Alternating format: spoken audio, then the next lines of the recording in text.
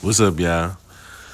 So, we just making connections. We did the Jeff Fort, Circle 7, 5%er, more science connection. Look, you see doing the hidden hand, right? So Netta doing the hidden hand, right? So we showing how this black conscious community is kind of Masonic, right? Like I say, we did the Jeff Fort breakdown, but yeah, it's connected, right? When you see the signs and symbols, it's like, oh, okay, you know what I mean? You throwing up the same game, the hand over fist, but this shit goes back, you know what I mean? This shit goes back. Now you see the blindfold, right? Freemasons blindfold addressing the conspiracy, right? We might do a part 2 on that, but you see the blindfold is clearly an initiation to these fraternal orders, these Masonic orders. Right? You see the blindfold, the truth about the Freemasons. The one leg up. Remember LL Cool J used to do that. The one breast out. Right. But this really comes from Moors, right? This is a Moorish thing. Right? Now, I did the breakdown with the Red Cross and the Knights Templar and the Moorish flag. Sardinian flag, right? The 4 Moors, Knights Templar cross. Let's just go back and check out the video. But this is really where the original flag was the blindfold, the hoodwink, right? This is another Masonic connection, right?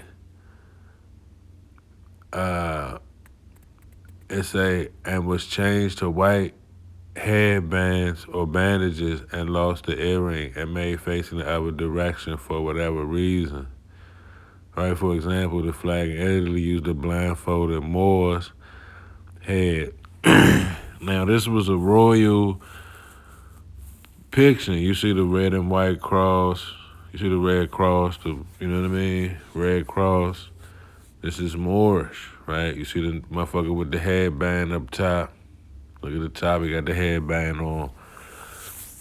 So this shit is Masonic, you know what I mean? The Divine Nine, Black Nationalist movement, a lot of them dudes was, Rainbow Coalition, a lot of them dudes was present when Martin got hit. They showing you the signs and symbols, right? It's right there in your face, Dr. Umar giving you the point to the temple. Gay Nola. You see the fraternity shit, right? Now we did the breakdown on the family tree breakdown. Dr. York is kind of at the top of the tree when it come to a lot of these conscious community dudes, right? See the breakdown, you know what I mean? Black cults. And I'm just kind of going through a couple images from some of the past videos we did, but this is why I was saying it's the nation of domination, right? It's several groups working together with these Masonic undertones, right? The nation of domination. It was like a gimmick, you know what I mean? Dr. Umar been giving you the Freemason hand sign, right? Now, has the person running COINTELPRO, a Freemason? Many ridiculed his attacks against the Caucasians and were angered by his criticisms of the churches and the preachers. During the 4 years of his ministry, however, approximately 8,000 Negroes in Detroit heard the call and became members of the Nation of Islam. Interviews with more than 200 Muslim families showed that, with less than half a dozen exceptions, all were recent migrants from the rural South. The majority having come to Detroit from small communities in Virginia, South Carolina, Georgia, Alabama, Mississippi, a lot of Indian country right there. But now all of a sudden you're from Mecca, right? Now all of a sudden you're all Muslims, right? You're not Indians, you're not Israelites, you're not the chosen, you're all just Muslim and you came out of Mecca, right? Is that right? That's what he's telling everybody. Investigations of cult members, or the organization members by the Wayne County Prosecutor's Office also indicated the same origin. The interviews disclosed that the Muslims not only had migrated and recently from the South, but also had visited their old homes in the South one or more times after their migration and before they had come into contact with the Nation of Islam. Through these visits, they had become more conscious of race discrimination on the part of the Caucasians. And yes, this is a time when, late 1800s, early 1900s, up to these times, 1920s and 30s, the disfranchisement and mistreatment of so-called black people grouped together as one is happening, yes, by pale-skinned people. Not before that. When you guys got back and see who was congressman, who was the president, you see it was all black folks. Who owned a lot of the plantations, mostly all black folks. Who was the Confederates, who was in the South really? Mostly all black folks before that. So that whole narrative of we gotta hate the devil, that's part of the separation, right? Divide and conquer.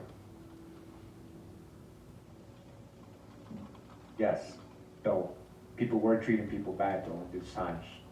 Yeah, misguided people doing horrible things to other people. Yes. So they use that. Right? Yeah, Reconstruction. So-called Reconstruction, right? And Negro rule. Shout out to what's his name? Autonomous Party, man. Right? They were reading this great book talking about Reconstruction was all about ending Negro rule. The rulership of the so-called Negroes. They began to realize that lynchings and the indignities of Jim Crow system were perpetrated by Caucasians who worshiped the same God as they did and worshiped him in the same way.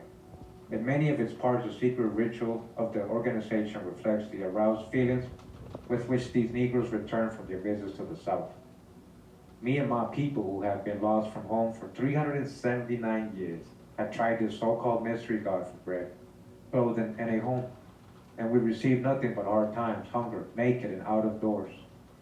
Also was beat and killed by the ones that advocated that kind of God. The illiteracy of the Southern Negroes now seemed due to Caucasian technology. why does the devil keep our people illiterate? So that he can use them for a tool and also a slave. He keeps them blind to themselves so that he can master them. All right. So again, where are we getting all this stuff? Like he's quoting, number 13.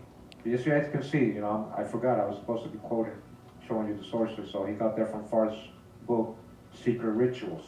Secret what? Rituals. Or Secret Ritual of the Nation of Islam. Part 1 and Part 2. Okay? The white man's the devil, he got you to slave, he gave you your last name, all this stuff. Let's blame everything on the so-called white man, and let's come together. Even though all skinfolk ain't kinfolk, let's just all come together, and now we all Muslims, and we're from Mecca.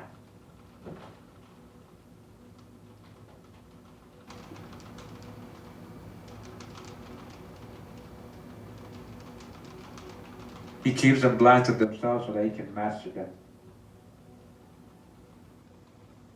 Awaken already to a consciousness of race discrimination. These migrants from the South came into contact with militant movements among Northern Negroes. Militant movements. Remember, they got the Canaanite temple, which started by Suleiman, who eventually that became the Moorish Science Temple, Suleiman. And we're going to get into this in probably another episode, another part of this, Ward had something to do. Before he started his whole movement, he was most likely going into these meetings with Suleiman, right? Before it was called the Moorish Science, before Drew Ali took over, after Suleiman. We got videos on this, guys. Catch up, please. So he has some kind of involvement with them. A lot of his teachings sound like a lot of the stuff from the Moorish Science and Drew Ali's notes and books. Okay, but I'm not saying that he copied them, but there's a connection there, and we're gonna put it all together. So these militant movements among Northern Negroes, practically none of them had been in the North prior to the collapse of the Marcus Garvey movement, right? Back to Africa. A few of them had come under the influence of the Moorish American, and they call it Occult here, right? Organization which succeeded it. The effects of both these movements upon the future members of the Nation of Islam was largely indirect. Garvey taught the Negroes that their homeland was Ethiopia, or Africa, right? What Ethiopia? The Greeks called America Western Ethiopia. The noble Drew Ali, the prophet of the Moorish Americans, proclaimed that these people were descendants of Moroccans. Are you a Moabite now? Are you from Morocco?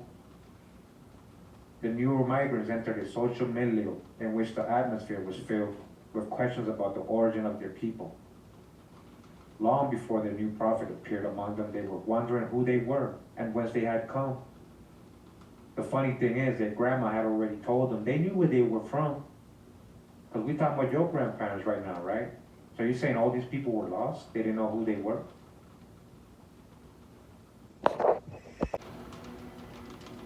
Similarly, biblical prophecies, the teaching of Marcus Garvey and Noble Drew Ali were cited as foretelling the coming of the new prophet. All right? All connected, guys. All these different movements. Supreme wisdom. So, all right, man. Supreme wisdom, right? So you're getting sick because of this, because it was logical, man. They were getting sick because of that, man. That's not no supreme wisdom, man.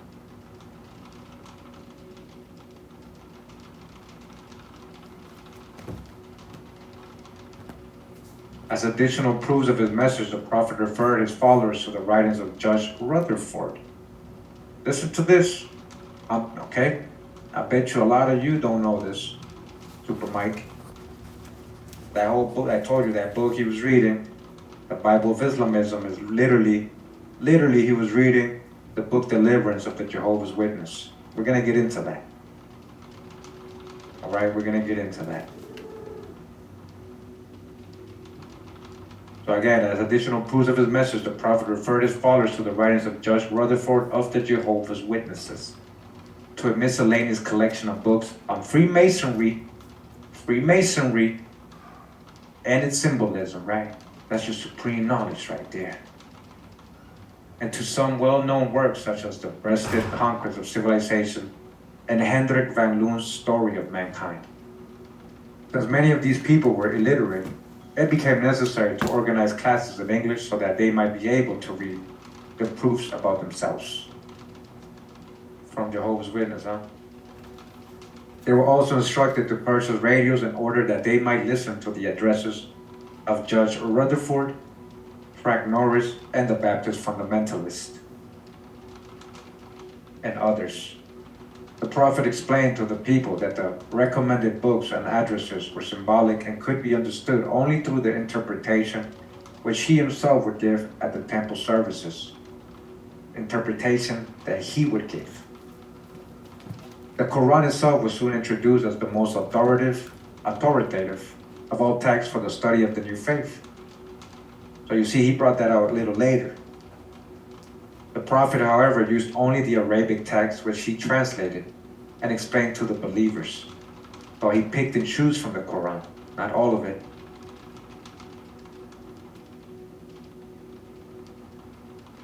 In order that they might listen to the addresses of Judge Rutherford, Frank Norris, and the Baptist fundamentalist,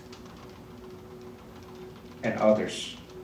The Prophet explained to the people that the recommended books and addresses were symbolic and could be understood only through the interpretation which he himself would give at the temple services. Interpretation that he would give. The Quran itself was soon introduced as the most authoritative of all texts for the study of the new faith. So you see, he brought that out a little later. The Prophet, however, used only the Arabic text which he translated and explained to the believers. So he picked and chose from the Quran, not all of it.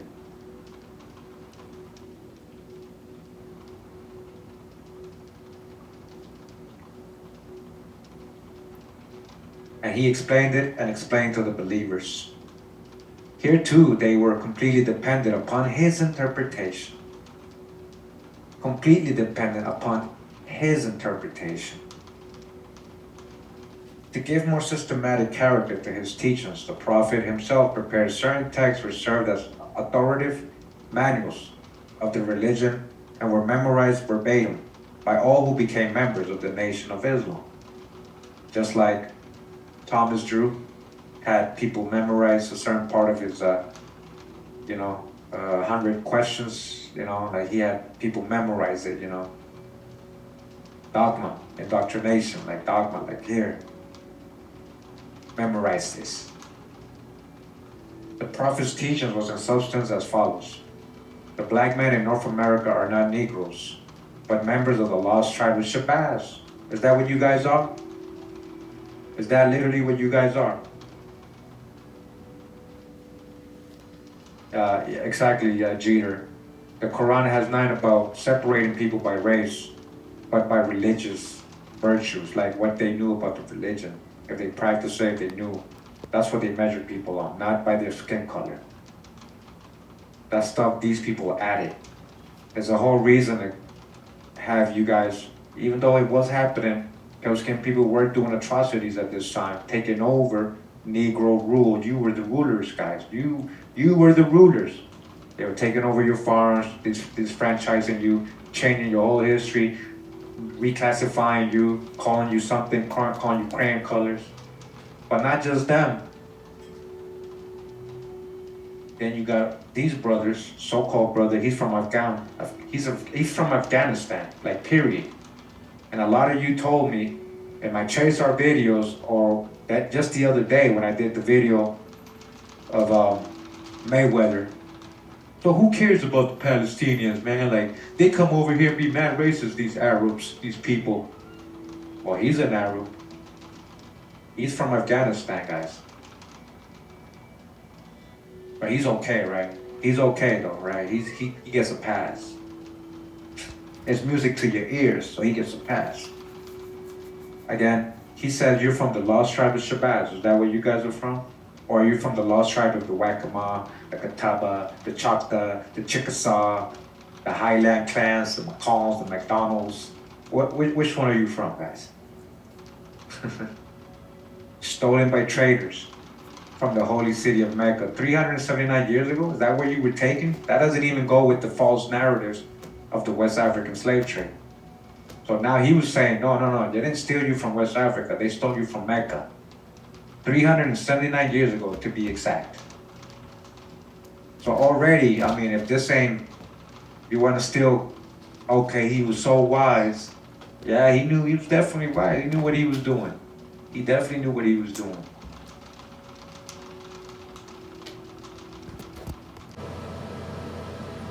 So more serious difficulties arose over the question of human sacrifice. The Prophet's position on this question was never made clear. He taught explicitly that it was the duty of every Muslim to offer a sacrifice for Caucasian devils in order that he might return to his home in Mecca. All right? He literally wrote that. Made clear. He taught explicitly that it was the duty of every Muslim to offer a sacrifice for Caucasian devils in order that he might return to his home in Mecca. All right? He literally wrote that. Literally wrote that. He literally wrote that, right? And the Secret Rituals, Part 1, Section 10. You don't believe me? Go check it out. I'll try to get the source and the future episodes so you guys can see. But he literally said, he taught explicitly that it was the duty of every Muslim to offer a sacrifice for Caucasian devils in order that he might return to his home in Mecca. Alright? Him erected an altar in his home at 1249 Du Bois Street. Du Bois, Huguenots, right? Du Bois, Huguenot last name, and invited his roomer, John J. Smith, to present himself as a human sacrifice, so that he might become, as Harris said, the savior of the world. Smith agreed, and at the hour appointed for the sacrifice, 9 a.m., Harris plunged a knife into Smith's heart. After constant recurrences of rumors of human sacrifice or attempted sacrifice, on January 20, 1937, Verlene McQueen, somebody else named McQueen, South Carolina, we'll get to that person one day, renamed Verlene Ali, brother of one of the assistant ministers, was arrested as he prepared for the ceremonial slaying and cooking of his wife and daughter. This sacrifice was, as he said, to have cleansed him from all sin.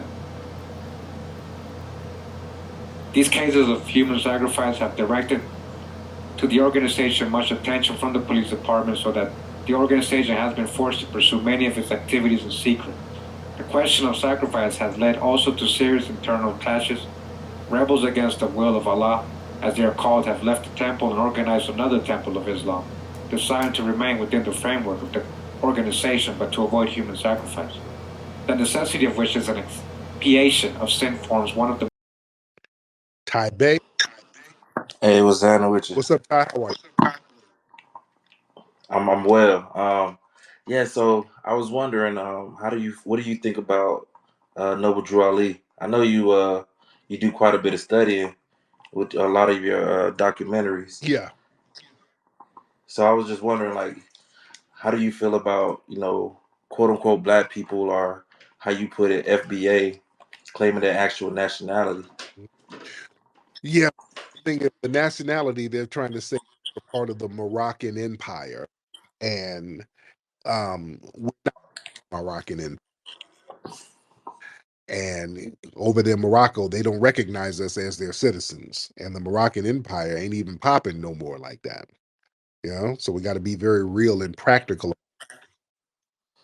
Yeah, so I don't think it's about being from the Moroccan Empire per se, as in from Morocco, like the what is it, the Western African place. I think it's claiming Morocco is actually here in America. Well, what we know as America. Yeah, and that don't really fly, because this Morocco is not America. Morocco is in Morocco. It's North Africa. So Well, I don't know, because I mean, like when you read the documents from like George Washington, for instance, he got the land from the Sultan of Morocco. So, and we know that Morocco and West Africa wasn't established until the 1900s. So I mean, like it kind of doesn't line up. Well, no, Morocco, they were the first country to recognize the United States as a sovereign state. There was the U.S. first real ally, and Right. um, they had a deal with the United States. This is Mhm. this is when Morocco. So we got to break this stuff down and put it in the real context. The reason why the U.S. gave Morocco any type of leeway was because over there in North Africa, you had those Moroccan pirates, those Barbary pirates, the Barbary wars were going on. And that was the entrance to Europe to trade. They needed those trade routes, the Straits of Gibraltar to go in between like Spain and Morocco. That's how you got to the Middle East and Europe and all these other places by ship in order to trade. The Moroccans and the Barbary and the Moors, they controlled that area by sea. They were kidnapping ships and holding them ransom. So the US had to make a deal with them.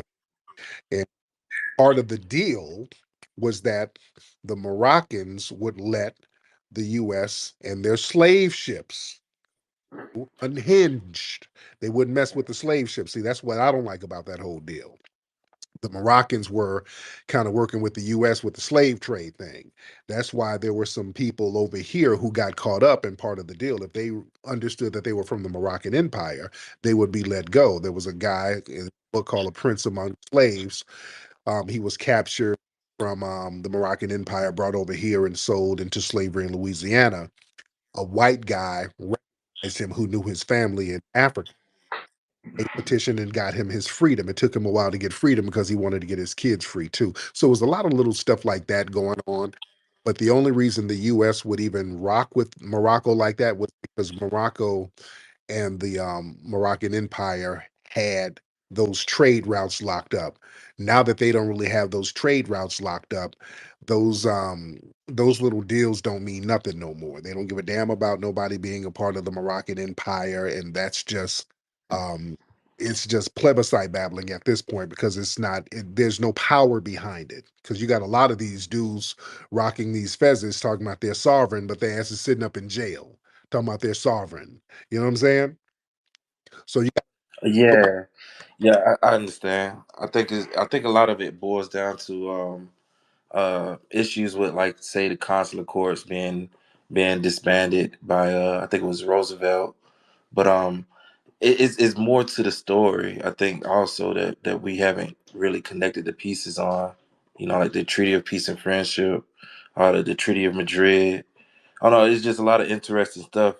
I think it definitely correlates a lot with what a lot of the things that you have exposed.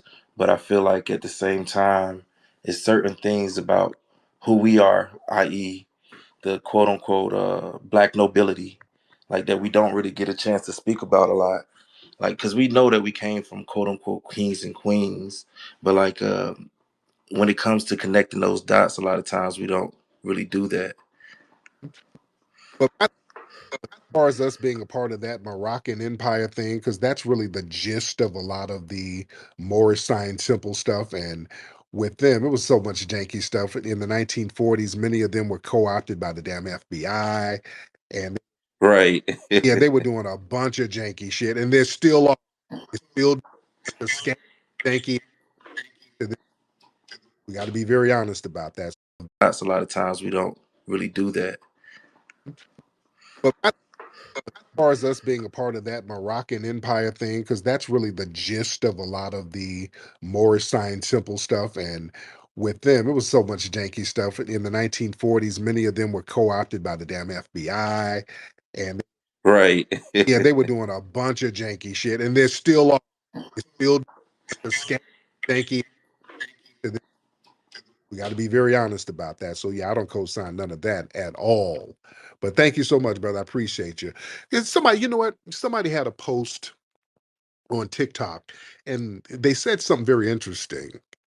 They were like, the problem really with white supremacy, it was really backed up by them fez wearing niggas. Now the guy kind of had a point. Now I don't take the eye off white supremacy. I don't take the eye off of him. But this brother really he kind of went deep, and he didn't go. He went deep, but the video wasn't too long. He was an older dude. He was like, "Man, we need to really look into the role of them fez wearing niggas and understand why we got caught up. It was them helping us get caught up because the white supremacists were powerless. It's them fez wearing niggas that we really got to look into." And the dude had a point. Let's get deep about that for a second, because see what happened in Europe. But how did the white supremacists come into power? The white supremacists started to come into power through Spain first. Always, if you get my book, Foundational Black American Race Baiter, talk about how modern white supremacy came out of Spain. They were the ones who had the first blood purity laws. I forgot what it's called. It's in my book. Sangra, something I forgot. I forgot. It was a they had the first blood purity laws there because you had those black Moors and black Jews up there too.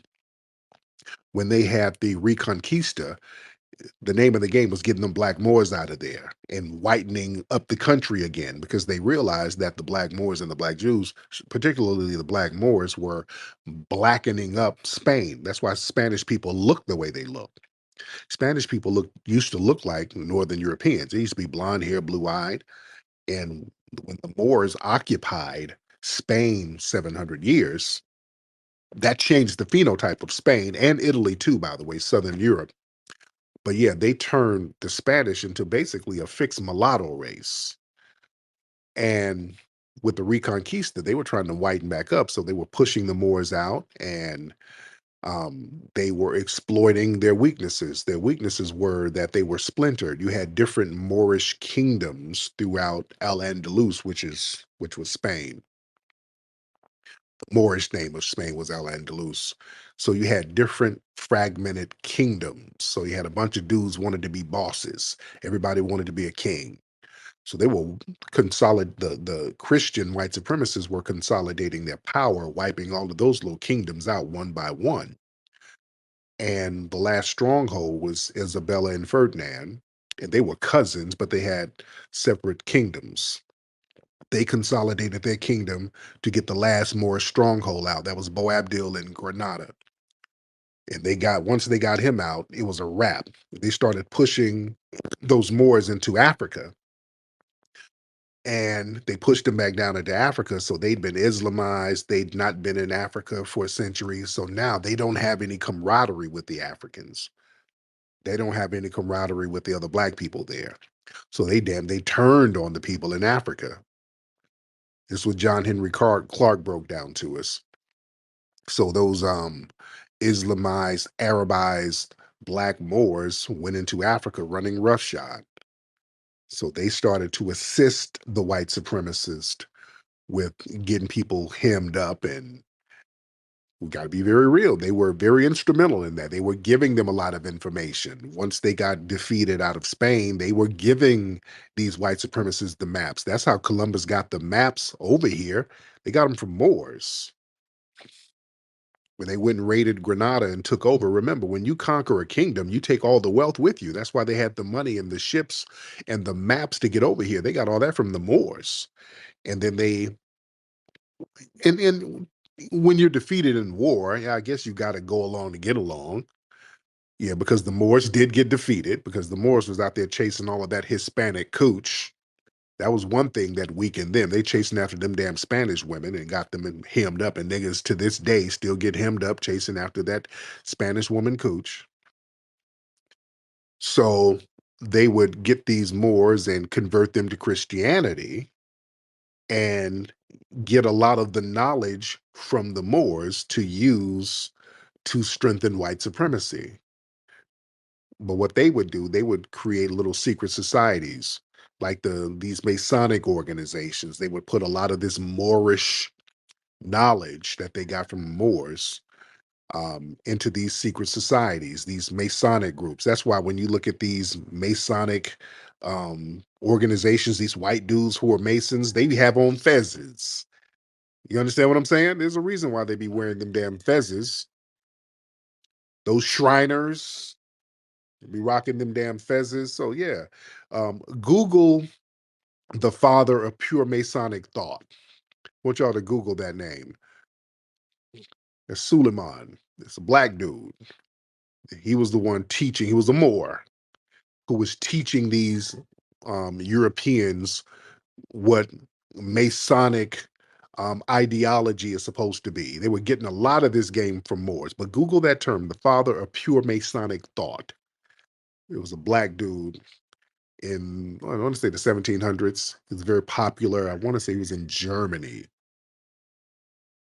So yeah, they were getting a lot of game from black people, particularly the Moors, you see.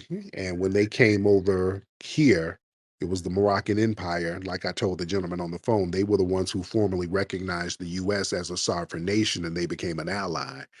They had their first treaty with the Moroccan Empire. And part of that deal was the Moroccan Empire would not impede on the slave ships. You dig? And part of the deal was if somebody was captured from the Moroccan Empire, you had to let them go. You dig? So real funny style stuff going on. So yeah, the more science temple stuff, don't co-sign that at all. Yes, because yeah, in the 1940s, with Noble Drew Ali after he died, I think he got killed or died. Was the 1920s or 30s? And there was some real funny style stuff going on with him. But in the 1940s, the they were using them more science temple dudes as FBI operatives. They got real janky. And even now, them dudes are FBI and federal informants and the whole nine. That's why you don't see a lot of them niggas really get anything popping. They don't really get anything done. So when you see organizations that's around or groups around and they don't really get shit done, there's nothing you can show that they got popping. What the hell are they around for? You know what I'm saying? Like the Nation of Islam, they've been around for a long time, but they got things popping. Farms, businesses. I go to the Nation of Islam bakeries out here all the time. They always got something popping. Yeah.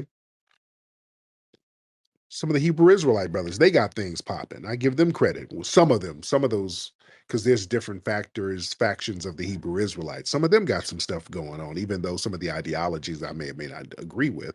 But they got certain things popping. I can take my hat off to that. But the Moorish Science Temple, they ain't got shit popping.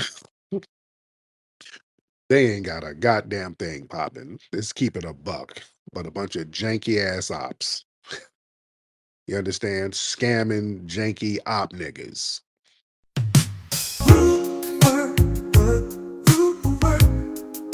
We are the nation of domination. Nation of domination. We are the nation, come alive and in color. Don't diss the man, over bum rush your mother. Now listen what I'm saying, it's for real, not playing. Farouk is the man, hit your knees and start praying. Nation of domination. Got power like the bear, but quick like the cat. Put two and two together, fill your face on the mat. You count the stars while the rep counts three. Hope you like to look at ceilings, cause that's all you're gonna see.